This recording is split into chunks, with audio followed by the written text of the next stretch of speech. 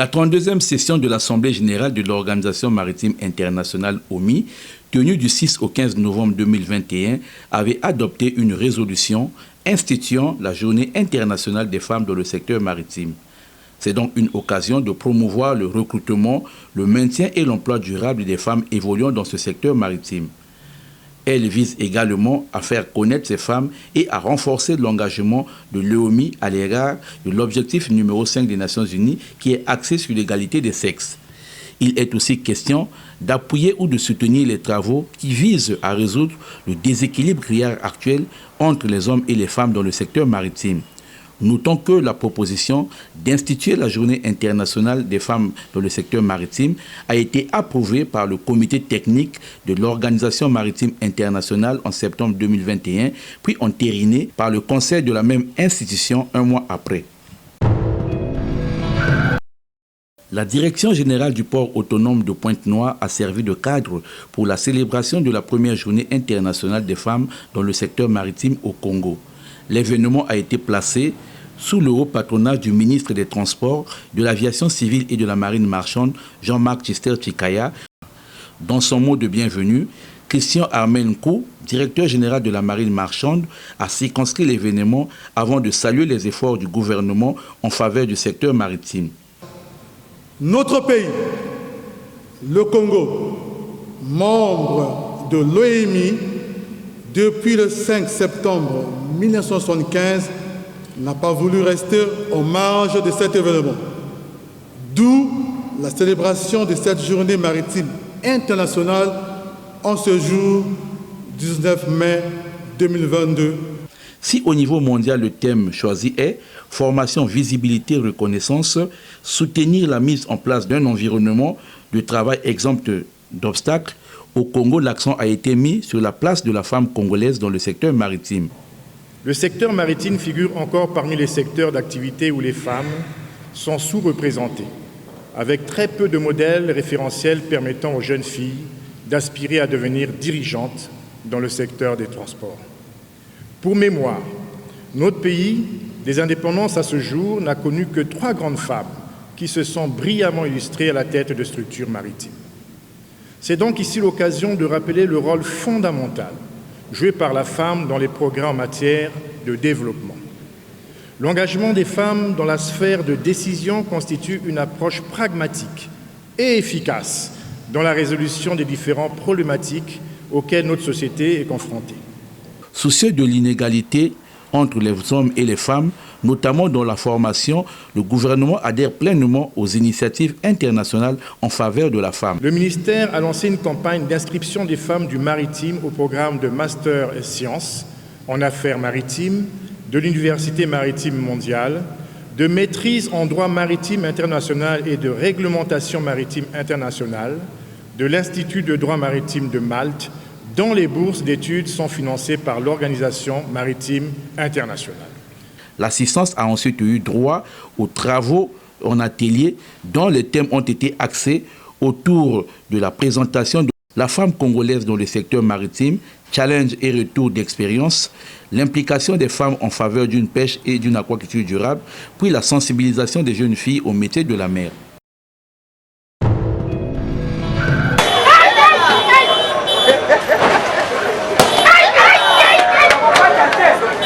On ne parlera jamais assez des dérapages et de l'état défectueux du circuit électrique de la Société Énergie électrique du Congo dans le département de Pointe-Noire. Ici, nous sommes sous l'avenue de la Révolution au marché central où ces câbles électriques mal connectés en ayant des raccords vétustes ont créé ce spectacle inquiétant pouvant provoquer l'incendie général de la zone.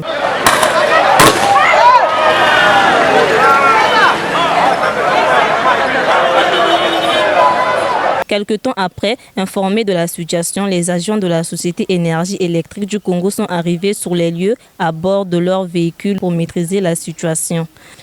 Nous nous sommes approchés d'eux pour de plus amples précisions, mais ils n'ont pas accepté de reprendre à notre micro. En République du Congo, plusieurs personnes souffrent de la colopathie et certaines ne connaissent pas cette maladie. La colopathie, pas du tout vraiment. J'ai entendu parler de ça, mais vraiment, la maladie, je ne connais pas au fond. De colopathie, mais je ne sais pas c'est quelle maladie. Disons que ça touche les les poumons, la respiration, tout ça. La colopathie est une maladie du tube digestif. Ce que je connais, c'est une maladie très dangereuse parce que c'est au niveau du bas-ventre, ça fait très mal. C'est même plus que les hémorroïdes. Mais qu'est-ce que la colopathie? La colopathie fonctionnelle est une affection intestinale qui provoque de fortes douleurs abdominales. Elle peut considérablement altérer la qualité de vie des personnes atteintes. La colopathie, c'est une maladie liée aux mauvaises habitudes alimentaires qui se manifeste au niveau du transit du côlon, au niveau du tube digestif. C'est une maladie handicapante qui perturbe le transit intestinal, provoquant une diarrhée ou une constipation. Et en fait, la colopathie, elle varie. Un coup, on fait la diarrhée, un coup, on est constipé. Donc, j'ai quitté de la constipation à la diarrhée. Et je suis restée hospitalisée 4 jours. Mais avant de faire la diarrhée, étant constipée, à l'hôpital, on avait remarqué que j'avais beaucoup de matière fécale au niveau de mon ventre et beaucoup de gaz. Et c'est à ce moment que le médecin a détecté que c'était la colopathie au niveau de l'hôpital. Son origine n'est pas bien connue, mais souvent on l'attribue au stress ou à l'anxiété. Le stress est un facteur prédominant. Aujourd'hui, vous verrez, il y a près de 90% qui sont stressés. Même si vous êtes assis dans votre vie avec beaucoup de moyens, mais l'entourage à côté vous amène beaucoup de problèmes. Et que de fois, vous n'arrivez pas à résoudre ces problèmes, vous êtes dépassé. Ce dépassement-là, ça fait quoi? C'est une dépression. Le système nerveux influence le système digestif.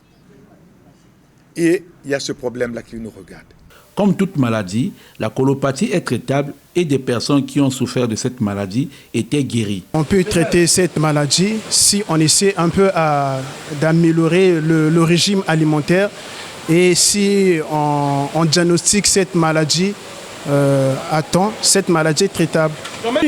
Traditionnellement, je ne sais pas, mais avec la médecine actuelle, ça peut se traiter. Puisque la science aussi évolue de jour en jour. Ça se traite modernement, traditionnellement, je ne sais pas. Mais sinon, si vous négligez la maladie, ça peut vous pousser à la mort. Naturellement, oui, parce que ici aux Misandries, j'ai pris un traitement et depuis là, je n'ai plus ces douleurs-là. Il est traitement naturel, bio, naturel, sans un conditionnement moderne. C'est fait à base de plantes médicinales. La base de tout produit, c'est ça. École. C'est le nom que j'ai donné, qui est mon nom de moi-même l'inventeur, et le suffixe c'est l'hémorroïde et colopathie. Si vous souffrez de la colopathie, il est important de bien mastiquer pour éviter le stress. Cette maladie du côlon ou colite spasmodique, quand elle est maltraitée, peut entraîner des conséquences très graves sur le patient.